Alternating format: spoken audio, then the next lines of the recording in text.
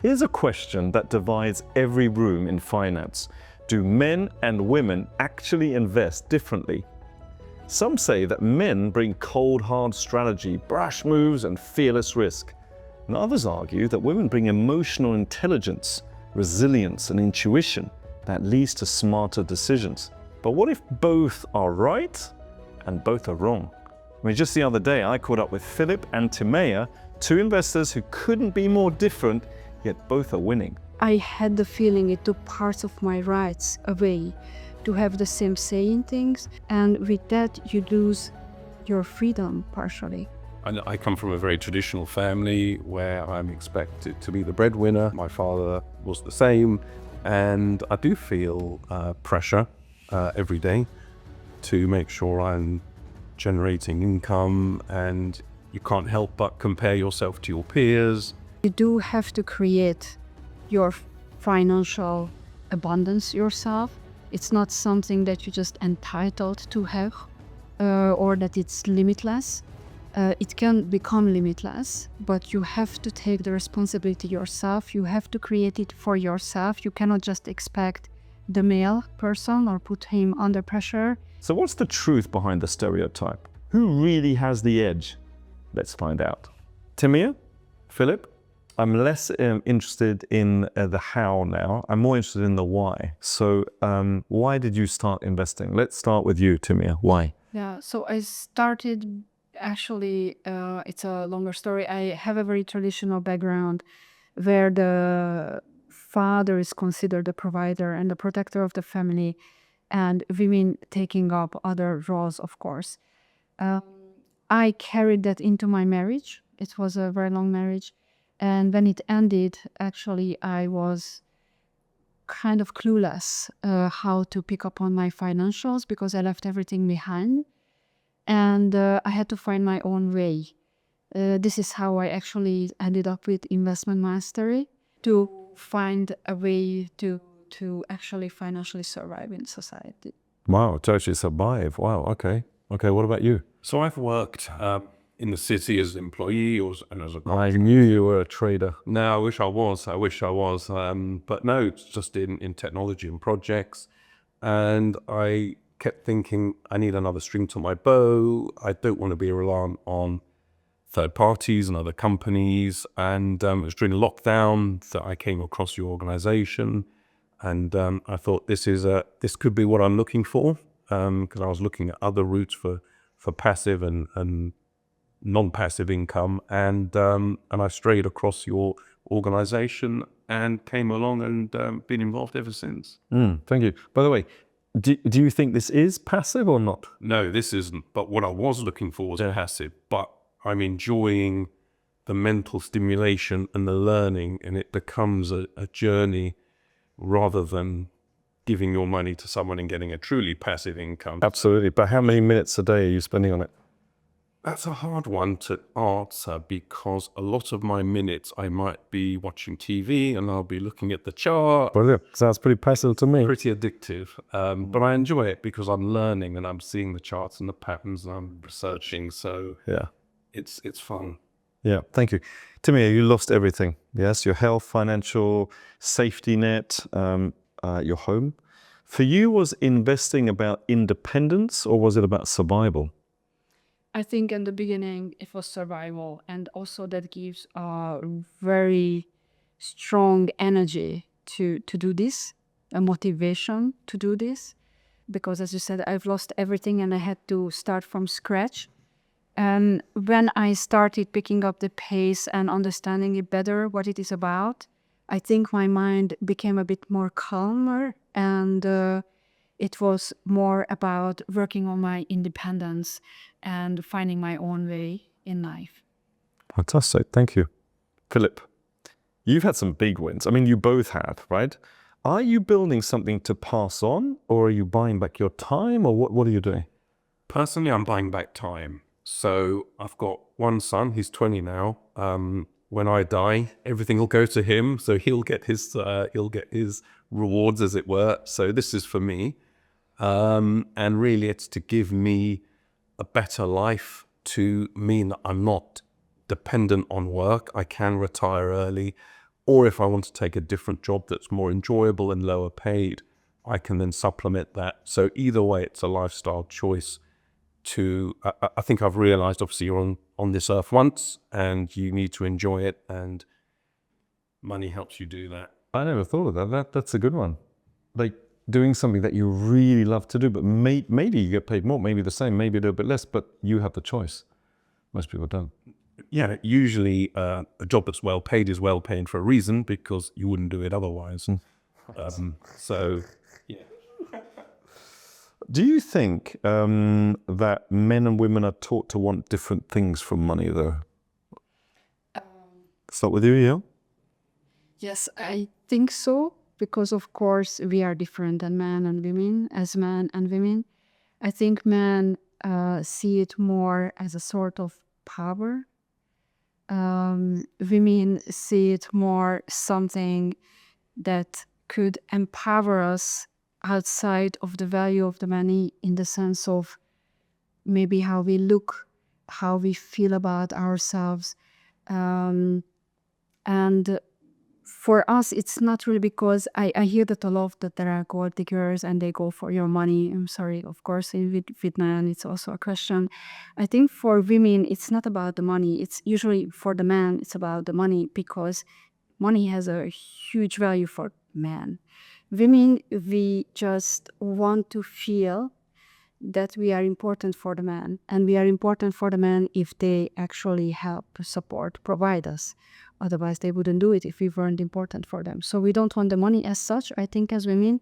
We just want what it symbolizes. That's so interesting. What do you think about that? I think it's rooted in biology. So females being child bearers, men have that uninterrupted career. Obviously, historically, men would work with their hands and you'd need to have physical strength. So historically, that role model has grown. I don't think it's valid anymore because of the home working, lots of things being done on computers. But I think that history is still with us.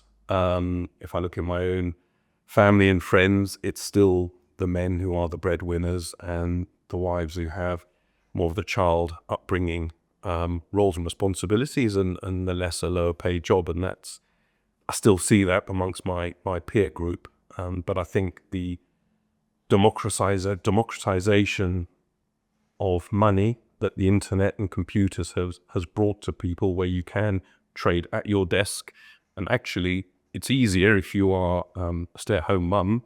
It's probably easier to do that sort of work than trying to fit in a desk job or a job elsewhere. So actually you could say the things are flipped on their head. I can't trade at work. You can invest, though. I can invest, but if I was at home working, very different. So actually, yeah, potentially things have turned on their head. How interesting. So in a relationship, maybe it should be, or could be, the woman definitely who is at home doing these things. And by the way, I mean, just for the record here, you know, I shouldn't say this, but women do make better investors than men. It's not a huge difference. It's point something, but they are better. I wonder why that is. I think men tend to be a lot more gung-ho, a lot more bravado, and I think some of this comes back to the pressure of being needing to be seen to be successful, potentially pushes you into rash decisions. I know from my own investment history, when I first started, I took investments I'd never take now, and a lot of it, not a lot of it, but you tell people you're doing this course and I expect you to make some money, and you feel that pressure and pushes you into bad decisions. We'll come on to kind of the different ways of investing, you know, female, men in a little while. But let's talk about what we were taught about money. Timea, you said you know your role used to be protected and provided for, but what's the hidden cost of that model, especially for women? I think there's a huge price tag on that. People on the outside believe that you have an amazing life, you have no care of the world and nothing, but you lose a piece of you. You lose part of your personality. You have to give it up, and you have to fully surrender. There shouldn't be anything, this shouldn't be a problem usually, but especially in my relationship, it took I had the feeling it took parts of my rights away to have the same say in things, to make decisions about certain things. And with that, you lose your freedom partially. You lose part of your personality. And I think that's a really huge price on it. Wow. Okay. Philip, there's often this expectation that men should be good with money, right? Good investors. Did you ever feel pressure to perform financially? Yes, I think I come from a very traditional family where I'm expected to be the breadwinner. My father was the same, and I do feel pressure every day to make sure I'm generating income, and you can't help but compare yourself to your peers. And so, yeah, I do feel that pressure. Did you actually feel the pressure, or just, yep, the pressure's there, but I'm a man? I have a job, so I don't have to worry day to day about making money, but I still feel, I do feel the pressure. Yeah, I think I do. Okay. What's one thing about money that you were wrong about for years, right? And what changed it? Let's start with you. Since I was provided for and protected, for me, money did not have value.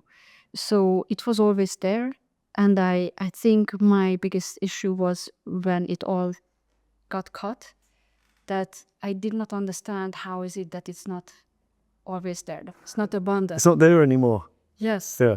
Money is something not necessarily that you have to work sweat for it, but you do have to create your financial abundance yourself. It's not something that you're just entitled to have or that it's limitless. It can become limitless, but you have to take the responsibility yourself. You have to create it for yourself. You cannot just expect the male person or put him under pressure and make him create it for you. Because, yeah, I think Philip's also struggling with the responsibility he feels for his family and wife. What about you? What's one thing about money that right now you think, oh, I was so wrong about that? So I guess my biggest change in thoughts is other people are better at looking after my money than me. So if I said to my father, I'm going to manage my pension, he'd be horrified. And when I started managing my own ISA, it's kind of big responsibility, because that's your future, your nest egg. So it does take time. It's much easier to give it to someone else and get a statement every quarter. Every 6 months, here it is. There's no worry. Oh, it's gone up a bit, it's gone down a bit. But Yeah, you can always blame somebody else. it's the and they always have an excuse. The market, the US was bad, or the French wine crop wasn't great this year. But when it's you are responsible, and but you can do it, and actually realize that these guys aren't doing alchemy. They're really not. They're not. And by the way, you did your ISA, but are you doing your pension yet? I'm doing some of my pension. Does your dad know about it? No, I don't discuss. It's easier to not, just because I don't eat out this. Brilliant. I think you're right. It's probably best not to, right? Show him the results later, but don't discuss it. I mean, who needs that?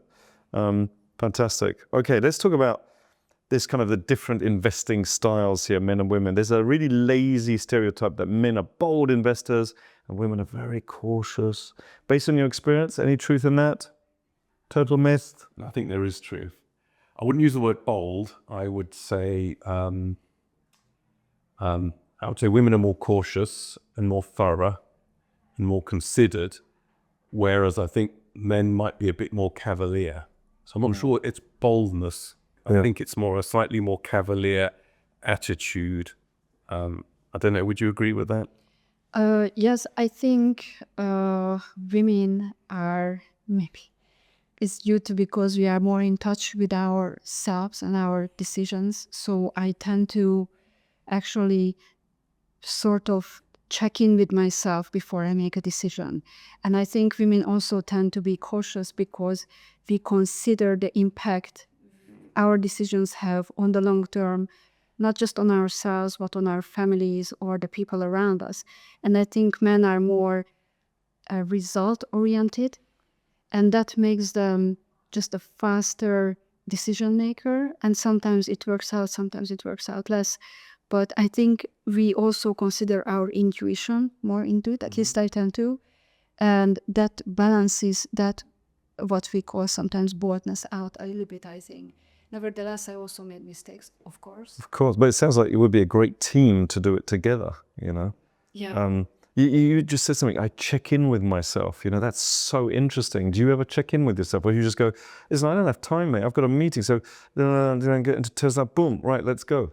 I don't tend to do that because I need to do all the calculations and using the strategy and the spreadsheets and the trackers to know what I need to invest when. So I tend to set all that up in advance. I don't tend to just look at something.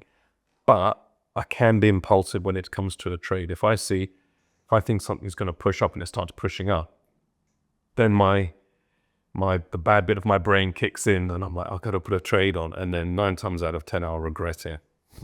And being bold is great if you're lucky and not so great if you're not lucky.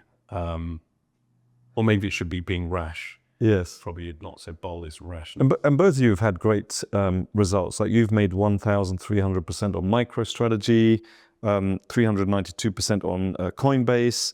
BTC investment is up 465%. I mean, these are huge percentages, right? Is your edge logic? What strategies do you use? So my strategies, I use all your strategies, and I tend to do my VCA investing. So that's my ISA investing and my SIP. And then I tend, because I'm quite time short, I tend to do trading that I can do via alerts on TradingView. So I'm very big on the contrarian momentum. So I can set those up, and then actually on my phone I can place the trade. And that's very mechanically based. I don't need to think. I can set the alerts up. It'll tell me when to get in. It'll tell me when to get out. It works so well as well. It works. I don't have to study the chart patterns. Yeah. And then on the side, I do breakout trading and some other trading. And then obviously... He has no time, but he does this. But I don't do it all the time. No. So I try to... When there's a quiet bit, then I'll have a look at some breakouts. But if I'm busy, then clearly I don't. Yeah. Okay. Timea, you've had some strong wins. We got 100% here on SUI, 33%. But you also said something else to me, which was that you doubled your portfolio. There was one where you started with 10,000 and then it turned to 40,000. Yes. Yeah. Okay. Those don't sound like emotional moves. Is there logic involved here? Yes, definitely. I was following a strategy. Actually, I was sort of testing the strategy with real money. There are also, I think, the emotions in the sense of being irrational, those kind of emotions I try to put aside. I think it's more the emotions when you just follow a certain... It's difficult to put into words because this is sort of like feelings that you have as a woman, I think. But I do definitely follow the strategy. For me, the emotions in that sense, the irrational sense, as you say, you just see to move the market and you want to make the money, was out of the game because I did not look at the numbers as such. I was just following what was taught by you guys. So you weren't looking at the money, you weren't looking at the profit? I wasn't looking at the profit, I think. Do you look at the profit? Yes. Yeah. I shouldn't. No, you should. Yes, that's interesting. That's what you're doing it for. I know, but if you follow the strategy, then the rest will take care of itself. But do you not get then emotional when you look at the minus and the pluses? Yeah, I get more emotional when I'm in profit because then I have a choice. Do I raise a stop loss higher and guarantee a bigger win, or do I keep it lower? Now, history has taught me that the more space I give a trade or an investment, the more I'll win. I got stopped at NVIDIA at a 30 or 40% profit when I could have made 300% profit if I'd let the trade run longer. And that's just one trade, so amazing. So, yeah. Okay. And now our membership clubs, they offer intensive training on these exact strategies. Would you agree? Yes. Yes. Yeah. What role did the clubs play in your journey? I don't know about you, but for me, it was the people. So yourself, Marcus, Dennis, Eamon and Keith are the sort of the stalwarts of the club. And since I've been members of the club, they've always been there, and they all provide a different angle. Every time I have a call or a session, I always, like even today, I learned something I'd never learned before on a call with Syrian. So it is a journey. It's a lifetime of learning. You speak to Eamon, he's been doing it 10 years. It's not something you can go on a course and then say, I'm a trader. You've got to put the time in, you've got to learn the experience, follow the strategies, and it just takes time. But it's so worth it. It is, because, and I think you said, and Dennis said, just don't give up. Yes. And I had a break from trading. I did tell you years ago, I think I lost 19 trades in a row. And I was like, that's it, I'm never trading again. Just before I put a trade on, my brain would say, hey, do you want me to tell you about all those trades you lost? And I'd be like, no. And my brain would go, well, I'm going to tell you anyway. So, and then I'd be like, okay, I'm off a better trade. So I left it, and now I've come back, and I'm doing much better, and I'm being successful, and I'm winning, and I can see why I didn't do well before. So yeah, there's a massive emotional side, but you do get that support from the club and people's experience. Yeah. Because everyone's gone through the same journey. You don't have the record, unfortunately. 22 trades in a row is the record. Marcel Fries. I think it was Twitter that blew my record. I made money on Twitter back in the day. Damn it. Sorry to hear that. Brilliant. What about you? What do you think? What role did the clubs play in your journey? I think I agree with Philip 100% about the strategies and, of course, the whole just how you do your investments and trading. But I think apart from that, the club plays a huge role in your mindset, the community and the club together, the emotional support and how you change, actually how you evolve and develop as a person during this process. It's not just like you go to school and you go home, but you go through a sort of metamorphosis when you actually become a better person, and not just in trading and investing, but just generally in life, because you have to sit down and, as I said before, check in with yourself, like with your emotions, to avoid revenge trading and other mistakes. You go through these issues and problems with the support of the club. You can always turn to them, even in the middle of the night. So it's incredible and amazing. I think this is not just about trading and investing. It's about growth, personal growth, and development. And that's the club plays a huge role in that. Timea, when you started telling people I'm an investor, did people believe you? No, definitely not. Even my family, even today, they will not recognize this. Actually, they look at me like the black sheep in the family, who, as a woman, tries to get out of her chains, or I don't know how to put it, while that's not my role. So there's a lot of resistance there. But I think my sister is very interesting. She has a son and a daughter, and maybe as a mother, you start to think differently. So she's really very much hoping that I will succeed and I can actually help her children as well to be more financially literate and maybe even just do what I'm doing. So hold on, she's waiting for you to teach her children, or would she also at some stage want to learn? So this is interesting. She's not so interested in doing it by herself. I think she has the more, maybe with time she will open up for that too, I can imagine. But at the moment she's more like, as a real mom, just my children. I think it's more like about the children. I think it relates also a little bit with for the community, the previous question, because here within Investment Mastery, we are surrounded with like-minded people. We do not create resistance or each other. We support and just push each other forward, and it's amazing actually. And this is exactly what I miss among my friends and my family. So Yeah. Wow, that's fantastic. Philip, be honest. Do you think men are given more access to financial literacy, investing knowledge and opportunity? I don't think they're given more access, but they look for it. I think they are more, I think they go and look for it because money is a status thing for men, fancy cars, whatever. And you need money. So I think they are more pre-programmed, or maybe society puts them in that box, but I think they look for it more. So guys, what's one financial myth, especially one shaped by gender, that we should all stop believing? In my case, this myth would be that women should not handle money. I grew up with this thought. It was basically coded into me.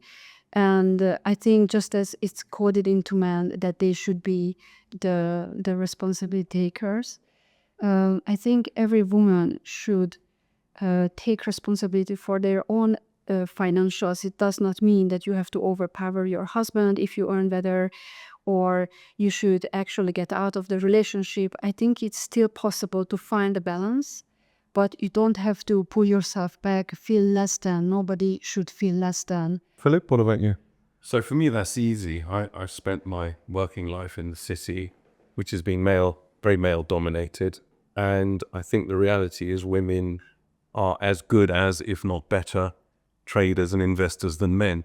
And I think what's stopping women is probably the fear of the unknown and thinking they can't do it. But the reality is, I would, I think trading, investing is not a man's world. It is as much a woman's world. And I think that myth, the sort of Gordon Gekko myth of the 80s, that's long gone. And I think, I think women are realizing, they hopefully through these courses, that they can do it, and actually there's no great alchemy or magic involved. It's logic and rules based, and they can do it. They certainly can. Absolutely. Fantastic. Anything else you'd like to add? Do you do it together with your partner, or do you? My wife has no interest. No interest. Which is interesting. It's completely opposite to you, but probably she's in the position that you were when you were married. I'm the breadwinner. That's your job. Although she could be amazing at it, right? She could be. But she has no interest. So Yeah. there's no point. Kept her weak, Philip. That's it. Well, I wish she would earn more than me. That would be nice. I think that's the problem, that we grow up with that mindset. That's the man's role. This is the woman's role. And it's so difficult to get out because we, as women, we always look for safety. And the known, what you know, is safe. So moving on into the unknown, it takes quite a lot of pain in your life so that you feel motivated to get out of your comfort zone, or you are pushed out of your comfort zone.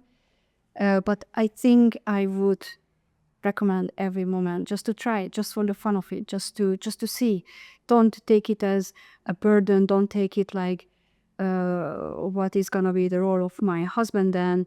Just do it as fun. Just do it because you will feel something incredible. It's almost impossible to put into words, because you feel that everything that society feeds your mind with is not true. It's just not true. We don't have to follow those rules. We can just do whatever we want to, whatever. And I think that feeling is so freeing that everybody should do that. Everybody should take I like it. And you can even do it on a demo account, so you don't even need to risk real money, right? Yes, so it's just like a game. And when you see your results, I'm 100% sure that you want to put in your money. You want to see real money grow, because that's what's going to happen. Very nice. It's interesting. How many of it, when you get a new intake, how many men and women are there? Because there does seem to be a lot. When we first started, yeah, exactly. When we first started, it was, honestly, I promise you, it was like, it wasn't even 1%. This was 21 years ago. Now, I would say probably 44 to 46% women. It's totally changed. And if you look at the people that are coming through, that are helping at our events now and crewing, that literally, I mean, most of them are women. And the seniors, I mean, we've got Henry, but the rest of them, Virginia, Tracy, you got Amanda, you've got Andrea. I mean, they're all women coming through. I think this teaching part is more about just like women, like more the nurturing, helping, supporting part, and are more to the point and to the business, and not just like, I'm gonna teach you. Yeah, exactly. Less relationships and more, results.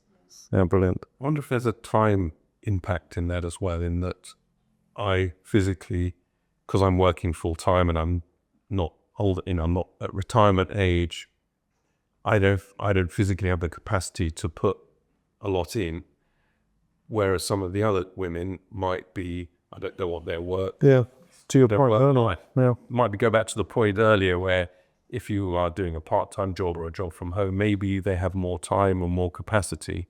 But it's interesting, the people who do well are the people who stick with it. So I remember in my cohort, my intake, everyone was like, yeah, we're going to do this. And 90% of them I never heard of again.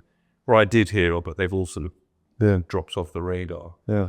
Do you think they're successful? Because they shouldn't need us after a while, but I think being in the club provides that constant motivation, never quit, keep going, and then you learn another thing and there's something wrong, It's very hard to do this on your own without any external support. Even if you're doing well, it's human beings are sociable animals, that you want to talk to someone about a trade, or did you get into that, or what do you think about this company? So the clubs provide that environment, the ecosystem which you can do well in, which is why I've stayed in the clubs, because I appreciate the latest thinking and the latest techniques, and also the support, because you are always learning. You don't do a course, do it for 6 months and say, yeah, that's it, I'm a trader, I'm successful. It's not that easy. You grow your skill over years and you learn. And even since I've been, I've seen the strategies change and evolve.